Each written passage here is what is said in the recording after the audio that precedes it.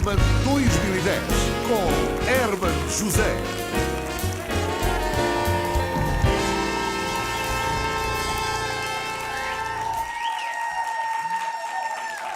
Boa noite, muito boa noite. Está tudo? Está tudo. E está tudo? E por ali está tudo? E está tudo? E embaixo está tudo? Está tudo em todo o lado. Olha, no Brasil também está tudo, porque a Dilma Rousseff foi eleita Presidente do Brasil. Proponho uma salva de palmas. Cavaco enviou-lhe uma mensagem de parabéns e fez votos que possam trocar receitas de bacalhau nas cimeiras luso-brasileiras. Quero cheirar teu bacalhau, Maria! Quero cheirar teu bacalhau. Ai! Verdade ou mentira? Verdade! Verdade ou mentira? Verdade! Cadela! Amanhã joga-se Futebol Clube do Porto contra o Benfica e como se continua a apelar à não comparência dos adeptos encarnados nos estádios adversários e os árbitros querem fazer greve, o próprio Benfica ameaçou não comparecer no jogo. O que é interessante, ou seja, vai voltar aos jogos do início da época. Vamos à cambada, todos a molhar, isto é futebol total. Deixa-se de treta, que o maior é Portugal. Olha, a cambada esta semana discutiu-se o orçamento de Estado na Assembleia dias antes da Cheira dos Santos, tinha ido à casa de Eduardo Catroga para fechar o acordo orçamental entre PS e PSD. Teixeira teve de ceder. Foi horrível. Teve de levar o cão do Catroga à rua, teve da sua escada toda a pano, mudou duas lâmpadas no corredor, levou o lixo do Catroga para o ponto, depois deu-lhe banhinho ao Catroguinha, deu a papinha da boquinha, vai. E sabe o que é que fez mais? Deu-lhe uma tapinha nas costas para ele arrotar. Sou tão feliz. Tenho o luar e as estrelas em noites claras e belas. Por isso eu sou tão feliz. Sou tão... O matutino alemão queria mais. Então agora tem de ir ao Marco Parque, a cantiga dele. Bomba! Verdade ou mentira? O matutino alemão Frankfurter Allgemeine, repitam comigo, Frankfurter Allgemeine.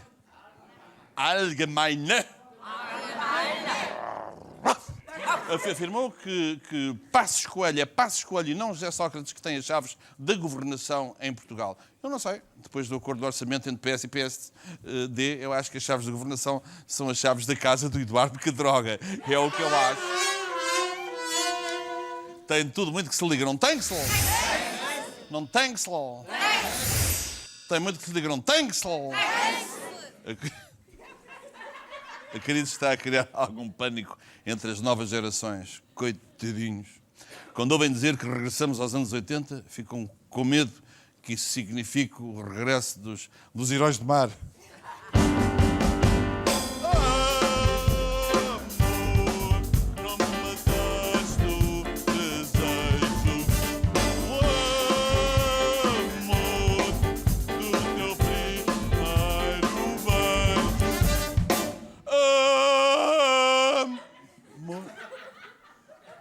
O restaurante Luís dos Leitões,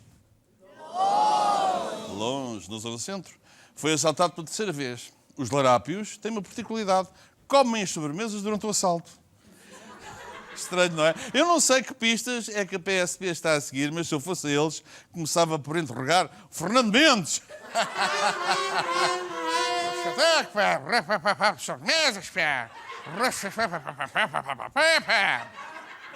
Presidente da China, Hu Jintao, esteve em Portugal para passear e para falar com governantes e já agora para comprar a dívida soberana nacional, ou seja, comprar o nosso país. O que eu acho? Quando Portugal pertencer à China, muitas coisas vão ter que mudar. Eis as mais significativas. Portugal vai passar a chamar-se Portugal. José Sócrates vai ter um nome chinês parecido com Hu Jintao.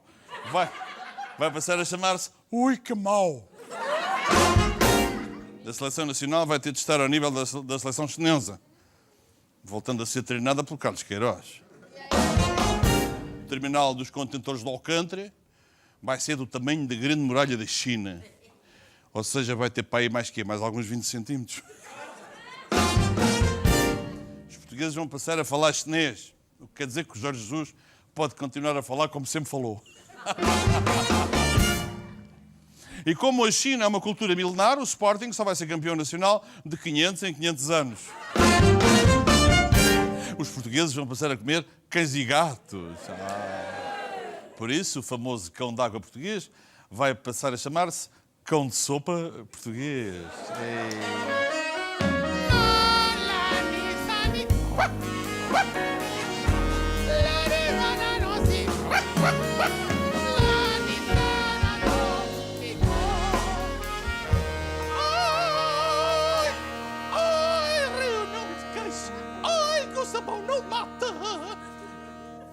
A campanha eleitoral de Cavaco Silva vai ser tão poupada, mas tão poupada que nem sequer vai ter outdoors. Esta é uma medida extremamente arriscada. Não sei como é que ele vai nisto, porque sem fotografias de Cavaco Silva nas ruas, como é que os portugueses vão saber quem é esse candidato? Que foi, por acaso só foi Ministro das Finanças por um ano e Primeiro-Ministro durante 10 e Presidente da República durante 5.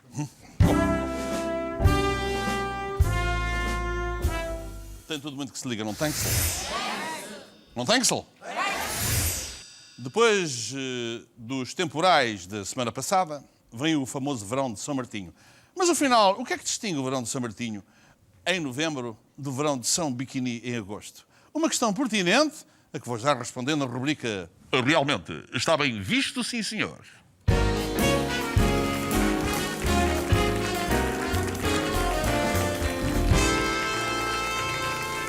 Reza o ditado, no dia de São Martinho, vai à adega e prova o teu vinho.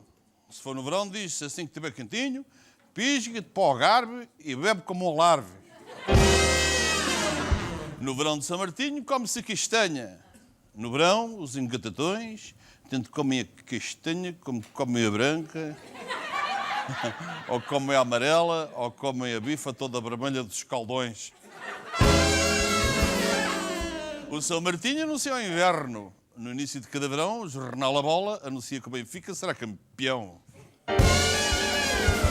Outro provérbio diz, pelo São Martinho, mata o teu porquinho e semeia ao cebolinho. Se for em julho ou em agosto, é mais se és um porquinho, vai a Portimão e enterra a areia da quisquinha do teu melãozinho. Antes do São Martinho, houve inundações na Baixa de Lisboa. Antes do verão, só a Federação Portuguesa de Futebol é que se fartou de meter água. O meu primeiro convidado é um homem habituado às câmaras, quer seja em programas de televisão, quer seja nas autarquias. É escritor, investigador e presidente da Câmara de Santarém e um querido amigo, Francisco Moita Flores.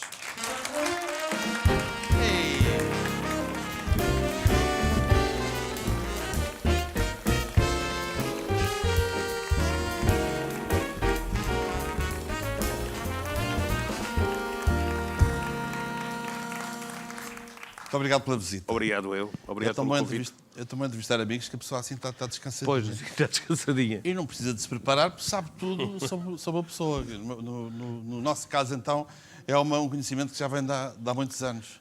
É em verdade. Circunstâncias completamente originais que davam para fazer um outro programa. Pois dá. Posso contar? Mais daqui a um bocadinho. Pois agora...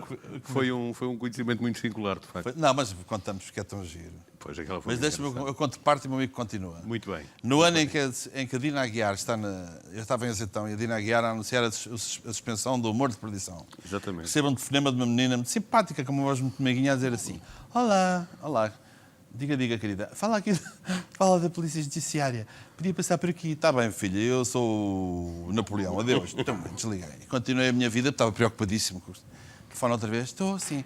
Fala mesmo da Polícia Judiciária. Portanto, tem duas opções. Ou vem cá ter, ou a gente manda lá um piquete fiscal. E eu achei aquilo muito estranho e disse: mas pode-me dar o número? Posso dar o número e confirma na lista. Dou-me o número, fui confirmar a lista, dizia lá a Polícia Judiciária e quando liga atende a mesma menina. Olá! Então agora já acredita. Já acredito. E lá veio eu, depois de saber que o programa estava suspenso, ainda jovem inexperiente, com 33 anos, às 8 da noite, para a Polícia Judiciária e sou atendido por um inspetor simpaticíssimo. Me pôs logo à vontade. Quem era? Pã! Francisco Moita Flores. Agora, a partir daqui, a história Pois é sua. foi. Nós tínhamos acabado de prender um indivíduo que fazia extorsão, que era contabilista. E entre os clientes dele estava o Hermano José. E colocava-se... Nós tínhamos sabido também do corte do programa. E lembro perfeitamente que foi uma discussão que tivemos. Não vamos chamar cá o homem, porque era para ser testemunha daquilo. Mas precisávamos mesmo de chamar para confirmar a prisão do homem que fazia extorsão. E foi assim que entrou o Hermano José na Polícia Judiciária e na minha vida. Como um grande orgulho meu, porque encontrei um dos melhores, se não o mais criativo humorista português. Ainda quisemos brincar ótimo, com ele, mas ótimo você estava tão despachado, estava tão em baixo. Imagina, uma pessoa Tão chega ali a amargurado saber com o seu que programa. ficou sem o programa. E depois a Polícia Judiciária não é um ambiente da Feira Popular. Quer dizer, a pessoa olha para o lado, está com uma verruga. Mas a minha brigada era um bocado assim, feira popular. Pois, popular. depois passa outro e tal. E eu pensei, bom, se calhar já não sai daqui. Mas depois fiquei muito calmo, porque o meu amigo já era assim na altura. Tem esta bonomia alentejana e esta maneira suave de ver as coisas. E já nestes anos, isto foi em 88, já nesta altura tinha uma longa experiência de vida. Quando fala na sua passagem pela Judiciária, que foi riquíssima, sobretudo de tanta observação, de tanta coisa tão complicada, de tanto sofrimento, de tanta lágrima, não é? Já nessa altura já devia ter uma dose bastante importante desse património. Foi o meu percurso, é o percurso de um homem de combate. Fui sempre um homem de combate. Umas vezes mais discreto, outras vezes menos discreto. Mas o que é certo é que desde os 15 anos sou estudante trabalhador. Não é? E trabalhar e estudar ao mesmo tempo. E ter fome de estudar e fome de trabalhar ao mesmo tempo é uma coisa que é complicada. Sobretudo para organizarmos a nossa vida e podermos ir por aí fora, desbravando a vida, não é? E tinha sonhos que eu queria realizar. Ser detetive, ser escritor, eram assim, os meus dois grandes sonhos de menino. E quando nós olhamos para os sonhos e sabemos que lhe podemos dar corpo se trabalharmos por eles, às vezes sofremos um pedaço, porque o nosso país faz os possíveis para que o circuito, algum circuito clientelar que vive um pouco subordinado aos caprichos do poder, faz os possíveis para que os seus areópagos de interesses não funcionem ou funcionem, e quem aparece assim a rasgar ventos é um bocado complicado. Mas a Polícia Judiciária foi a memória mais profunda da minha vida, porque foi o choque com um mundo completamente que não passa ainda bem que não passa, pela cabeça da maioria dos cidadãos, porque é um mundo anónimo, clandestino, mas somos confrontados no meu setor de trabalho. Eu lembro-me de coisas que aconteceram que jamais vou esquecer e que ainda hoje são memória presente daquilo que se deve fazer e daquilo que não deve fazer na educação dos filhos, na relação com os outros, na relação com os próprios criminosos, na relação com a vida, na relação que o respeito merece, que é suspeito e que quem não é criminoso. Hoje assisto com alguma mágoa a estas fugas todas de informação, mais ou menos. Parece-me uma coisa que não faz parte da minha memória. Nós tínhamos uma memória muito áspera. Aliás, você testemunhou, aquilo era uma brigada de assaltos à armada, era uma brigada muito dura, mas uma brigada que, apesar de ser muito dura, trabalhando com criminosos muito duros, e esteve lá e sabia, éramos gentis para todos aqueles que ali passavam. E, na verdade, no dia seguinte não saiu em qualquer jornal. Não podia sair. Se fosse hoje em dia, era logo de primeira página. Não podia sair. Porque nós temos que proteger as pessoas que nos ajudam. Portanto, essa é uma reaprendizagem que está, pelos vistos, por fazer. Isto prostitui-se tudo. Há aqui uma chodra ao nível da comunicação social, das polícias, dos magistraturas. E os cidadãos, uma chodra de conversas que a gente nem entende. Precisam urgentemente voltar a acreditar E a gente precisa, e só precisa, se houver critérios de seriedade muito rigorosos no trabalho que se faz. Sobretudo àqueles que devem ter e proteger o segredo de justiça. Polícias, magistrados, tribunais, escrivães, funcionários, todos aqueles têm que proteger os bens essenciais da vida humana, que é o direito à dignidade. Seja criminoso ou não seja criminoso. Há uma frase sua que eu adoro, que acho que é completamente solitário nessa definição. Não se cansa de avisar que todos nós somos potenciais criminosos a qualquer altura. Eu acho engraçado porque a gente põe sempre do lado do bonzinho. Nós somos sempre representantes do bom. Mas explica, em todas as ocasiões, mesmo quando se está a falar nos piores casos, dá sempre a entender que uma pessoa levada a um extremo, ou para defender uma filha, ou um familiar, ou por uma razão específica, temos sempre capacidade de cometer o mais complicado dos crimes. É verdade.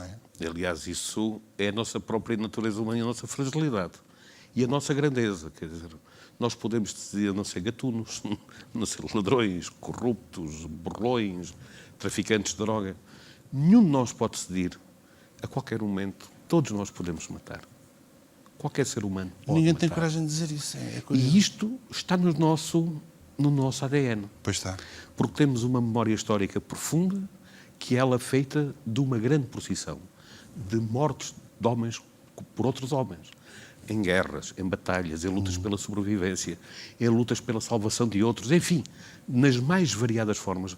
Aliás, somos o único predador que mata por prazer de matar. Mas Sim. nenhum animal o faz. A sua maneira de encarar a política é muito gira. Para já, foi para a política como opção do terceiro ato da sua vida, para cumprir um desígnio que devia lá faltar para se sentir feliz. E depois tem uma capacidade enorme de interagir com as pessoas todas, tendo o cuidado de não lhes olhar para o emblema partidário, que é também raro. Sabe, quem passou pela Polícia Judiciária tem essa dificuldade. Eu prendi indivíduos do Partido Comunista ao CDS. Portanto, essa ideia de que o nosso partido é o caminho, a verdade e a vida, e que o chefe do momento é o grande arauto da verdade. É um perigo, não é? Isto é a forma mais radical e mais empadronida de ver a política. E se calhar é por causa disso que nós estamos na situação em que estamos. Porque isto gera clientelas, Também gera caciques. Fica gera desagradado a ver aqueles debates completamente desagradável. para lá daquilo que seria aceitável. Completamente desagradável. Aliás, devo-lhe dizer que não vi. Não quis ver porque, quando comecei a ouvir, desliguei porque... eu julgo que fazer política, ainda há bem pouco tempo um candidato dizia: quem diz mal da política não pode fazer política. Não. Quem diz mal desta política pode fazer política humanizada. Política onde as pessoas contam. Onde as pessoas... Nós temos que amar Não diga essas mais, pessoas. vai votar Cavaco Silva, é isso?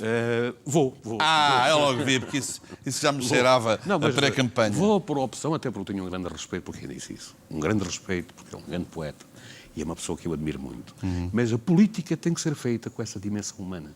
De nós nos entregarmos com o coração, não é só com a cabeça. É inspirado com a nisso lógica da que eu cabeça. tenho aqui um cartaz de uma corrida, uma monumental corrida que se vai dar, Herman 2010, com Passos Coelho e José Sócrates, com os cavaleiros Passos Coelho e José Sócrates a lidarem touros da ganadaria do Bloco Central.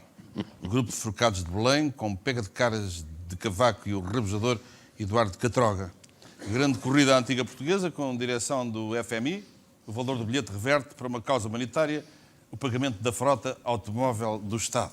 Enfim, fica aqui o cartaz e aproveito para convidar, já que começámos a falar de touros, porque é inevitável, porque uma das suas lutas tem sido essa também, vou convidar para a nossa tertúlia dois nomes maiores. Um do mundo taurino e outro do mundo das canções e do fado. A lindíssima Ana Batista e o cantor fadista extraordinário Nuno da Câmara Pereira.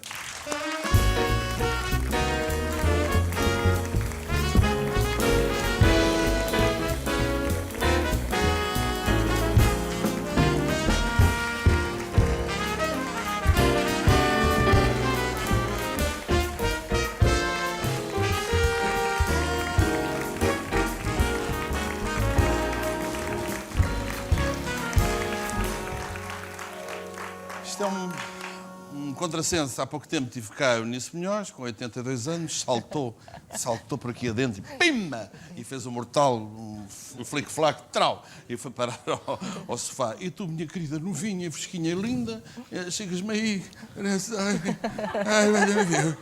Ai, o que é que aconteceu? Foi uma acolhida? Foi uma acolhida no Redondo, no dia 5 de outubro. Faz parte da nossa profissão. Temos Mas que deve-se ficar tão vexado depois, não é? Porque é que eu... Lembras precisamente porque é que te falhou o momento? Não, porque foi uma lida muito emotiva, porque era um touro muito difícil e eu senti que estava a dar o meu melhor. E foi já no último ferro. E felizmente também foi no final da temporada. Já estava a ter... Correu lindamente ainda por cima. Não é? Felizmente, graças a Deus, correu lindamente. E avariaste o quê? Foi o pé. Foram O pé, três em que fraturas. zonas? Uma foi no peito do pé e outra foi perto do tornozelo. Isso agora fica bom, não é? Exato. Depois nessas idades estás ainda na Exato. fase imortal. O que nós já não é o nosso caso, meu querido Nuno da Câmara Pereira, que entramos no tal terceiro ato, que eu acho que pode ser interessantíssimo. No nosso caso, falo pelos três, está a ser, porque nós como não conseguimos estar parados e é importante que o público saiba que o meu querido Nuno hoje já teve direito a tirar uma pedra do rim e voltou. Aquelas coisas que uma pessoa numa profissão normal teria ficado. Ai, meu rim. Ai, como uma coisa, sabes, uma coisa enfiada aqui. Isto acabou a fadista, percebes? Está feito? Tiraram? Então, adeus, que eu vou ali para o promotor Bando José. Mas é mais fácil tirar uma pedra no rim do que a pedra no sapato. Hein? Poesia. Saímos deste terreno de polícia judiciária. Pau! Já estamos cá em cima. Muito prazer em ver-te. Muito gosto também. Com muito bom aspecto, como sempre. E olha, também, igualmente, olha, e há muitos anos que não nos víamos, não nos encontrávamos nestas lides, não é? Já vão verdade. mais de 30 anos que nos encontramos. Não, estivemos ali no estúdio ao lado, num programa de uma outra estação. Lembras-te? Lembro, Ao lado. lembro. Num estúdio maiorzinho. E Aliás, estavas tu. aliás, foi aqui que comecei também. Foste lá a cantar em castelhano, salvo erro. Exatamente, Não? exatamente. Mas agora, não é o caso, agora tenho aqui dois objetos teus. O disco Lusitânia, que é o teu último disco, do qual hoje vamos ouvir uma música. Graças a Deus. Vamos ouvir a Lenda das Rosas, um dos temas mais emblemáticos do fado. E este livro fortíssimo que se chama O Usurpador, que tem muito bom aspecto e é graficamente muito composto e que é um bocadinho polémico, obviamente, não é? Um bocadinho, faz favor, bastante, não é?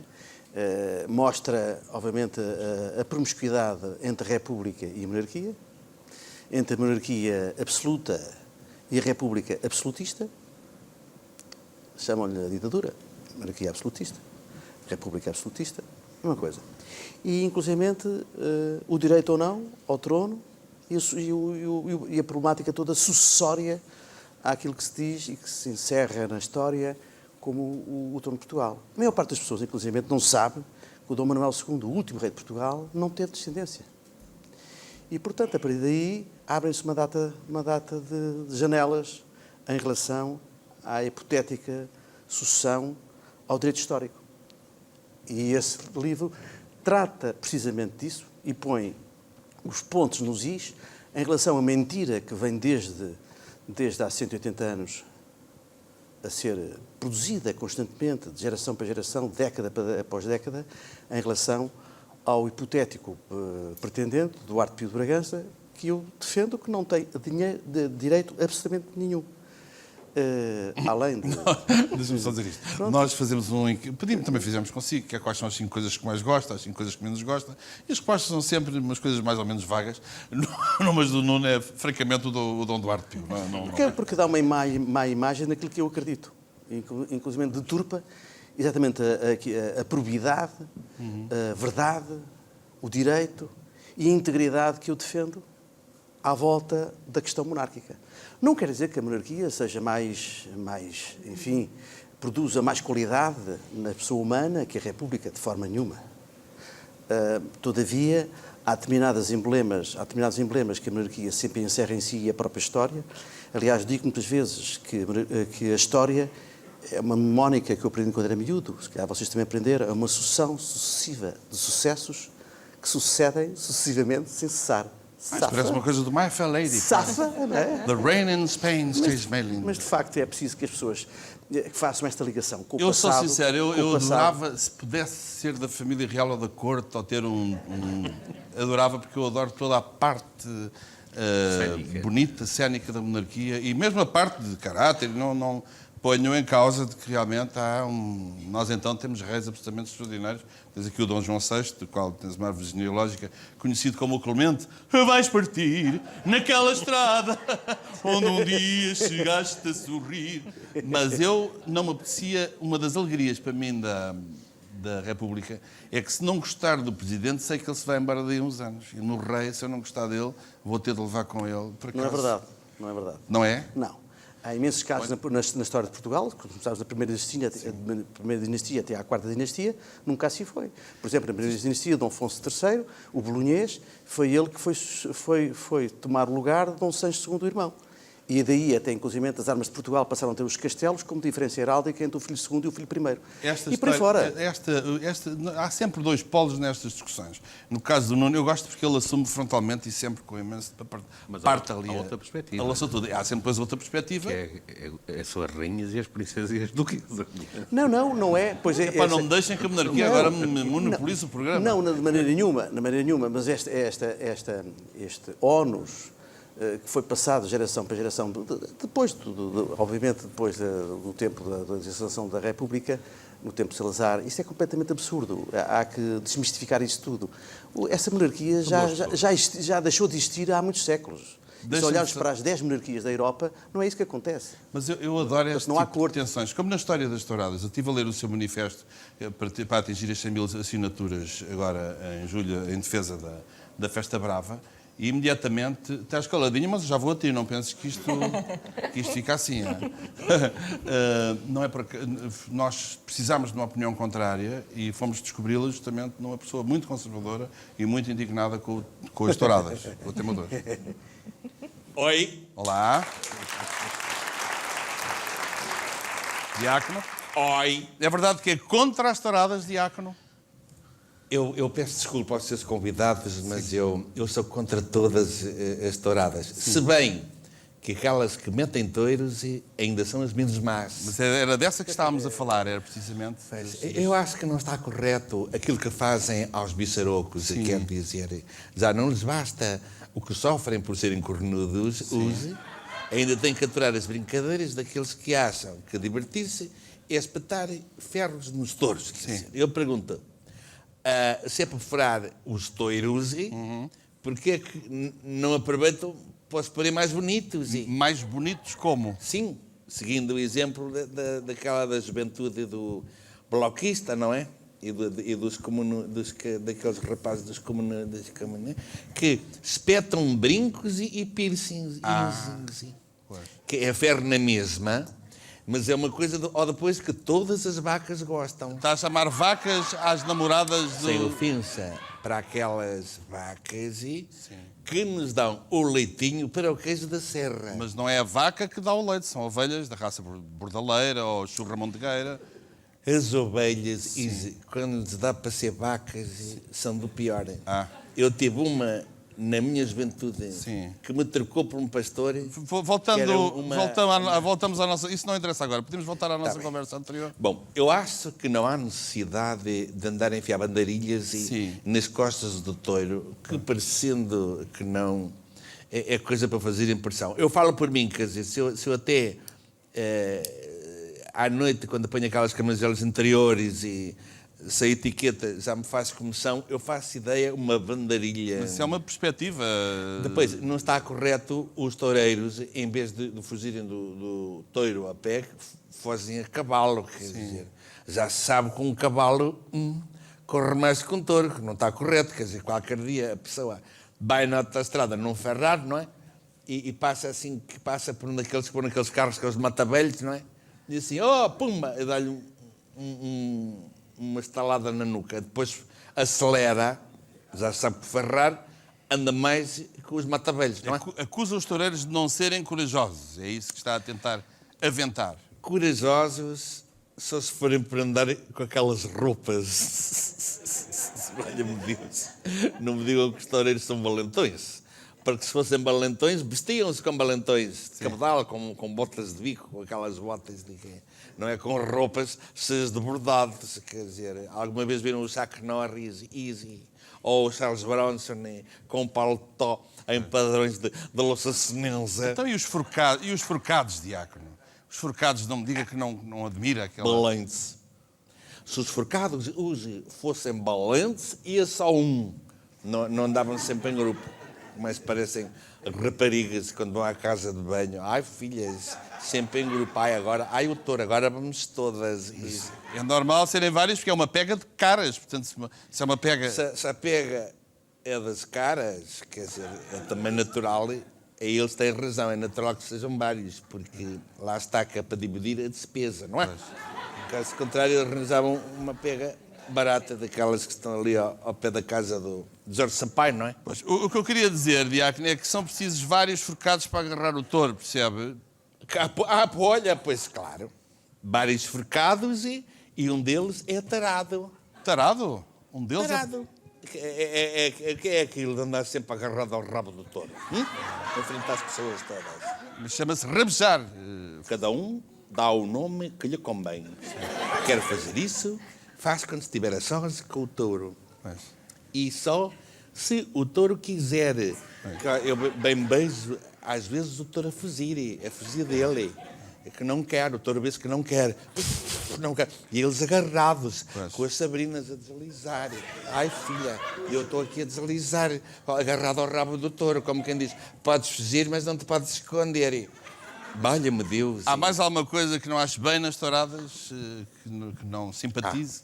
Não gosto da linguagem que se emprega nessas farras do demo. Sim. Onde é que se viu toda a gente a gritar: é touro, touro, touro, touro, touro, touro, touro, touro, touro, ai, touro, touro, touro, touro, touro, touro, ó touro, ó touro, ó touro, touro. Há alguma necessidade? Querem gritar touro, touro, touro, touro, bom ao futebol, que é para isso que os árbitros lá estão e também estão vestidos de preto. Muito obrigado, Diácono. Entendi. Os pobres animais. Obrigado, até à próxima. Foi um prazer enorme voltar a vê-lo. Obrigadíssimo. Adeus e tendes o izinho. Está bem, vamos ter. Obrigadíssimo.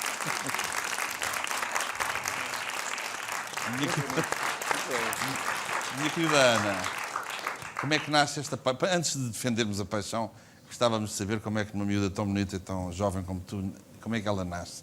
Bom, és filha de criador de cavalos, filha de Salvaterra de Magos, terra que eu conheço muito bem, porque quando era pequenino ouvia a propaganda à Cabana dos Pardentes de Lisboa. Exatamente.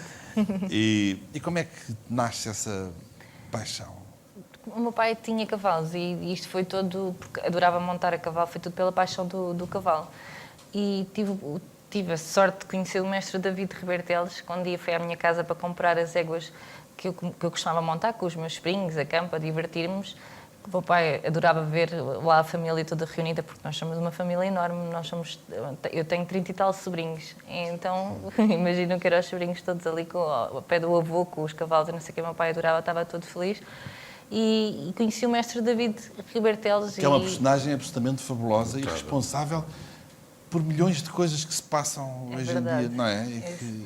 Eu cada vez mais dou mais valor, porque sei o quanto era difícil ter uma menina como eu e telefonar. Ele chegava-me a telefonar, eu estava nas aulas, na primária ainda, e dizia: hoje a Ana pode vir ter uma lição, que eu hoje tenho tempo. E lá ia eu, aproveitava para ter uma lição com o mestre David Riberteles, que hoje para mim é uma honra. E é graças a ele que na altura estou falava-se em mulheres a torear em Portugal, não era? Sim, houve grandes nomes como a Conchita Citron, a Maria Milomas. Na altura havia a Marta Manuela, que era mais velha que eu. Internacionalmente tens concorrência. Há uma espanhola famosa, também em França também há, Sim. não é? Mas não são muitas.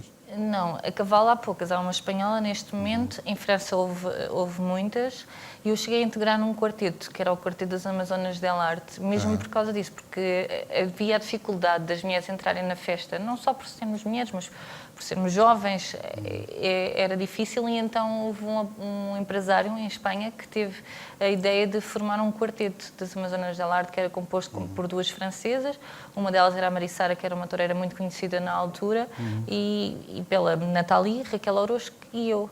A gente se esquece que em França há imensos aficionados. De resto, o Moita Flores está a tentar que o seu movimento pró-taurino seja alargado também a Espanha e a França. Não é? O movimento não é exatamente para o taurino. Eu sei, eu estou a simplificar muito. É muito mais denso que isso tudo. É um movimento em defesa dos direitos do homem e dos direitos dos animais. Pois, porque também em nome da liberdade. O meu amigo tenta explicar é que de uma coisa tão simples como uma tourada há milhares de postos de trabalho e de gente... O arrastamento, que isto é apenas, as corridas de touros, é apenas um dos aspectos daquilo que é a atividade com touros e com cavalos e daquilo que é a relação que se estabelece entre os homens e os animais ao longo de toda a história e no que respeita às próprias economias rurais. Foi decisivo ter nascido no Alentejo para ter esse sentimento, não é? Foi, e é porque decisivo. viveu de perto. E é engraçado que o Nuno nasce na cidade, mas é exportado para o Alentejo depois mais tarde. Pois, eu costumo dizer que sou um alentejano nascido em Lisboa. Aliás, há muitos, mas há muitos porque era aqui que se paria naquela altura. Mas eu por acaso, nasci em casa. Mas, de qualquer forma, eu não me lembro de ter nascido em Lisboa. Sei que nasci. Mas fui E o coração educado em está Évora. também- está Não, na a minha planície terra também. natal, e assumo sempre, a minha terra natal, de facto, é Évora. E sempre foi. Évora. E foi lá que fui criado, foi lá que me fiz homem. Portanto, é lá que tenho os meus amigos de infância. E a sua Santarém é um belo enquadramento para essa... Vai fazer de resto agora uma... Santarém é a capital da liberdade. E, portanto, a liberdade tem que ser defendida contra a intolerância, seja qual for a intolerância. Também defende a liberdade dos que atacam fortemente a tourada, não é verdade? Exatamente. Faz parte do jogo. A começar pela minha filha, que não gosta de touradas. Mas os meus filhos gostam.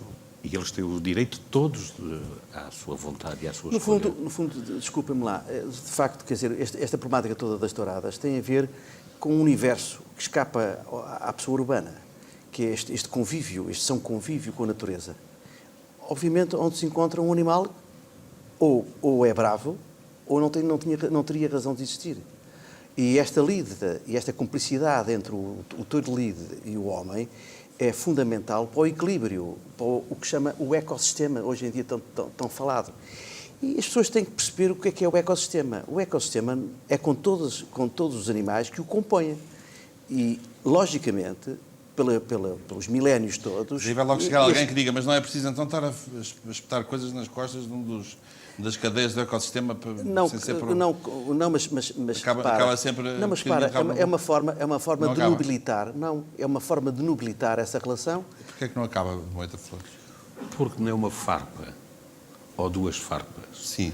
que deixam legítimo ou não legítimo relações entre homens e animais. Porque os homens e os animais têm relações de violência.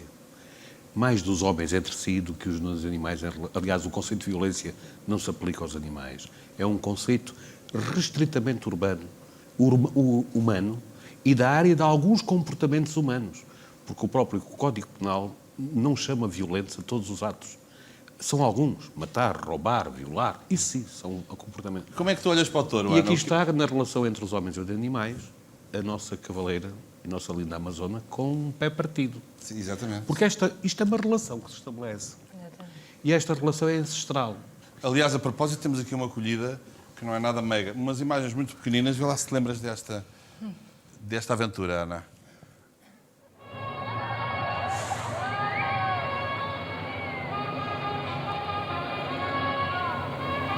É fantástico, não sai dali viva, não é? É que tive só um pulso partido. Isto foi onde? Esta foi no Sobral de Montagraço. Foi uma colhida mesmo com muita emoção. Mal eu entrei em praça, a Praça do Sobral é uma praça pequena, e os touros eram touros bravos, como nós costumamos dizer, eram touros que punham respeito, touros grandes. E mal eu entrei em praça, a praça como era pequena, o touro estava com o capote e quando viu o cavalo arrancou logo, não deu tempo e agarrou o cavalo. Felizmente não aconteceu nada ao cavalo. E a tua família sofre horrores com estas imagens? Sofre muito. Coitados. Vocês. Coitados. A E minha diz-me- mãe, se visse hoje isto na televisão, ainda chorava e gritava, penso. Claro. Depois disto tudo, qual é a sensação que tu tens quando olhas para um touro, ou para este touro? É com muito respeito. É? Porque nós... Nunca é com ódio nem com instinto Não, de nós vingança. primeiro temos muito respeito, porque dele depende de tudo. Depende do nosso triunfo, pode depender de uma colhida, pode depender da nossa morte, depende de tudo. Nós dependemos dele, nós temos-lhe muito respeito. Há quem defenda, para Primeiro-Ministro, alguém ligado às touradas, curiosamente. Olá! Olá. Boa noite.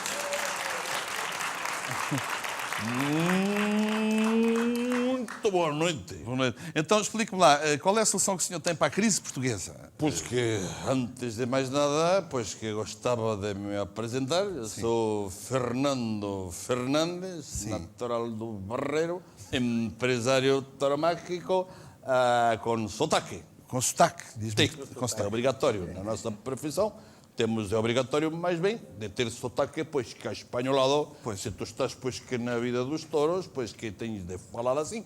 Ou se estás a jogar no futebol, Real Madrid no Barcelona, pois que ao melhor tu apanhas esta música, pois que ficas a melhor, pois que, por supuesto, falando assim, que é uma coisa que vende muito bem. O Fico também falava assim, não falava o Fico Fico. também falava assim, só que está perdendo, pois que se tu deixas de ir, pois que deixas de praticar, e mais bem que, por suposto, o sotaque vai nas horas vai na vida dele, vai, verdade? Tem uma solução para a crise do nosso país, diz-me. Afirmativo, tenho uma grande solução para o nosso país, um artista, para mim, pois que é agenciado, que é a solução ideal, que é esta que eu apresento. Pam! Ah, é um toureiro. É um É, toureiro.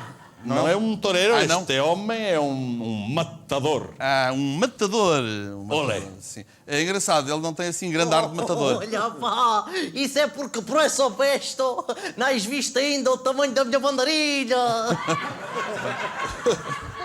Filho, calha-te agora um bocadinho, não me vinhas a interromper, que eu estou a negociar. Tá bem? Há uma coisa que eu ainda não percebi. Como é que o matador pode acabar com a crise do país? Olha que pergunta, ao melhor, matando-a. Ah, Matando-a, claro. E aqui o Sancho Lança é, por supuesto, o primeiro-ministro que Portugal precisa. disse Sancho Lança, nunca ouvi falar desse matador. Nunca ouviu falar Não. em Sancho Lança? Mas Não. como pode não? Pois que coisa, como podes não ter ouvido falar em Sancho Lança? Este homem já teve pelo menos 3 vezes na Praça de Touros do Campo Pequeno. É, mas 2 delas foi a ver o Tony Carreira.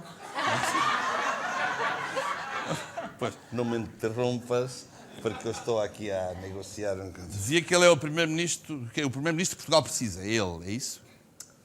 Para primeiro-ministro de Portugal é preciso alguém que os tenha no sítio. E ele tem. Ou então, Pedera, com estas calças tão apertadinhas que usamos, mesmo que quiséssemos, não os conseguimos tirar do sítio, porque estão colados. Está aqui. Mas um primeiro-ministro tem de ser um político, não é? Não deve ser um toureiro. Isso não é verdade. Não? Por exemplo, o primeiro-ministro em Espanha não é um político, é um zapatero. E no Brasil foi eleita agora uma política que é um sapatona. Então, e que medidas traria para o país? Pois que a primeira medida, pois que era transformar a Assembleia da República numa arena. Com touros a sério? Não, com os deputados, mas todos coreografados pelo Manuel Pinho. Ah! Também se acabavam os atrasos na justiça, porque os julgamentos passavam, pois que mais bem, a ser todos feitos na arena. E não acha um bocado primitivo isso de se fazer na arena? Quer dizer, você está bem, mas olha, bastava que a arena fosse todo em vidro com o nome a dizer Arena Campos da Justiça, e por mais primitiva que fosse a justiça, aquilo fica logo com ar de coisa muito moderna. Está bem visto, sim senhor, está muito bem Olha, a visto. única coisa que podia manter-se tal e qual como está são os milhares que são gastos pelo primeiro-ministro em flores, porque o matador gosta de receber flores, não é verdade? E por acaso é uma coisa que eu acho que não combina. Um homem depois de matar um animal de mais de 500 quilos que receber flores não faz assim muito sentido, não é? É um bocado estranho, estamos sempre à espera Bom, que... Também, preferia uma perna de presunto ou uma arcachê de carne, né? Mas são as regras, não posso. Acha que, por supuesto, pois que eu consigo vender aqui o Sancho Lança a Portugal? Não sei, sinceramente, acho que não faz falta nenhuma a Portugal um toureiro matador neste momento, sabe?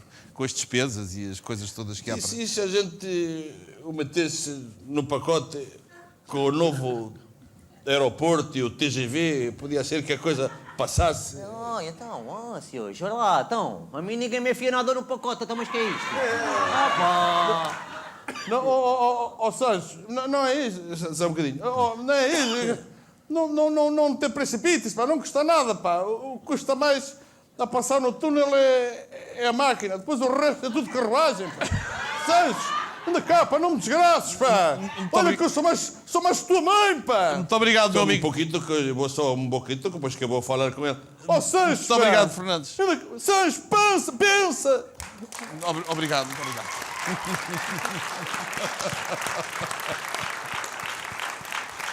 Moeda Flores, precisamos de um matador como Primeiro-Ministro.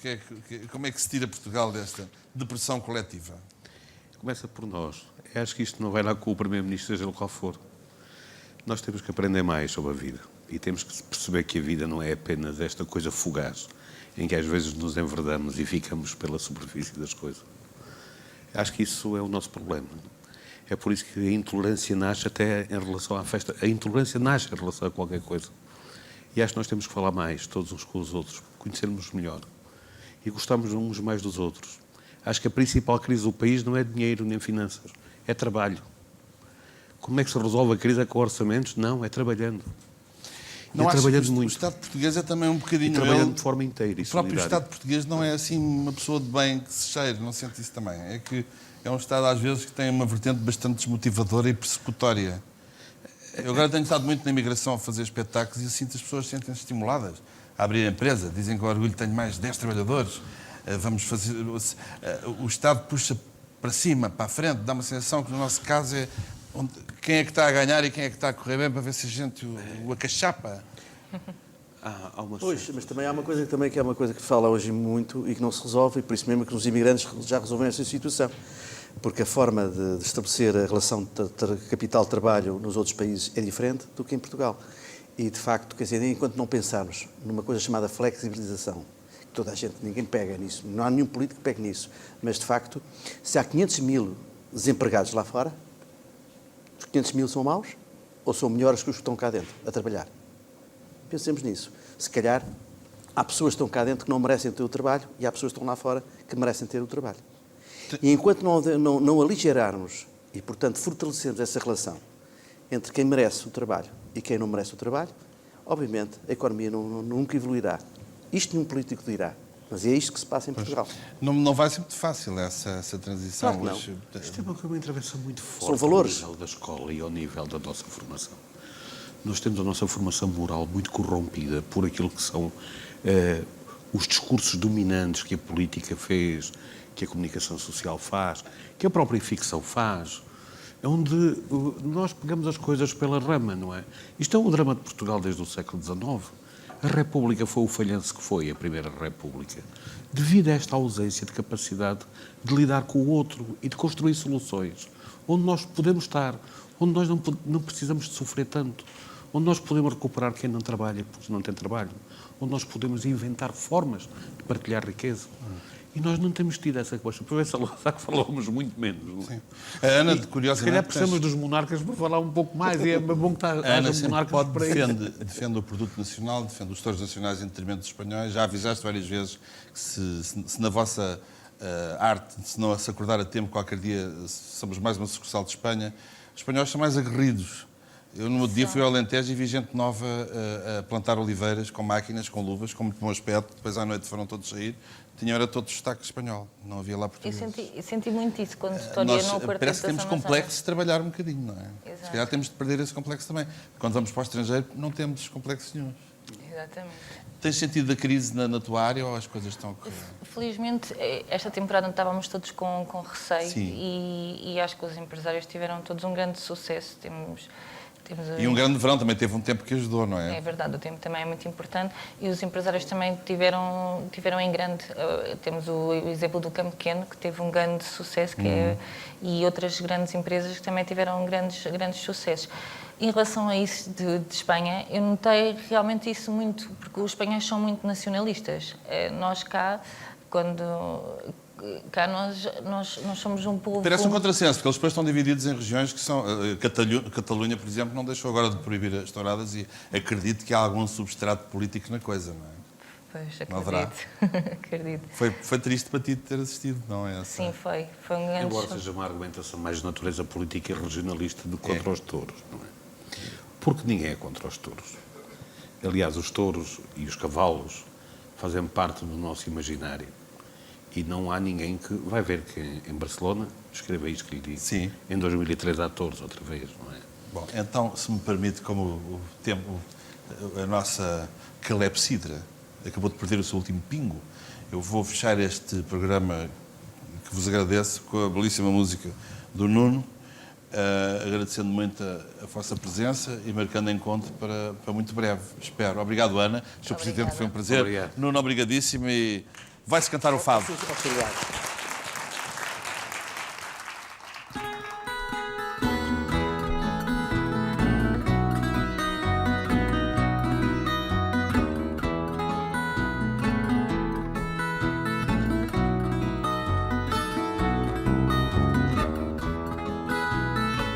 Na mesma campa nasceram duas roseiras a par, com conforme o vento as movia, iam-se as rosas beijar. Deu uma rosas vermelhas, desse vermelho que os sábios dizem ser a cor dos lábios, onde o amor põe centelhas, da outra gentis parelhas de rosas brancas vieram, só nisso diferentes eram, nada mais as diferenciou, a mesma seiva as criou, na mesma campa nasceram. Dizem contos magoados que aquele triste coval fora leito nupcial de dois jovens namorados que no amor contrariados ali se foram finar e continuaram a amar lá no além todavia, e por isso ali havia duas roseiras a par.